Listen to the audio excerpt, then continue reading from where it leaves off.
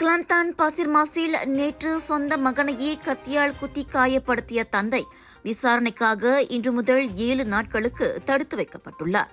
கொத்தபாரு magistrate நீதிமன்றம் அந்த உத்தரவை பிறப்பித்தது. கொலை முயற்சி தொடர்பில் குற்றவியல் சட்டத்தின் கீழ் விசாரிக்க ஏதுவாக 47 வயதான அந்த ஆசிரியர் தடுத்து வைக்கப்பட்டிருக்கின்றார்.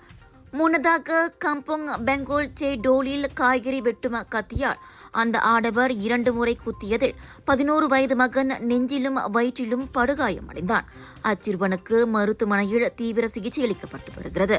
மனைவியுடன் 3வது முறையாக விவாகரத்து பெறும் முயற்சியில் இருக்கும் அந்த ஆசிரியர் மன அழுத்தத்தில் மகனின்றும் பாராமல் அவ்வாறு நடந்து கொண்டது தொடக்க கட்ட விசாரணையில் கண்டறியப்பட்டுள்ளது.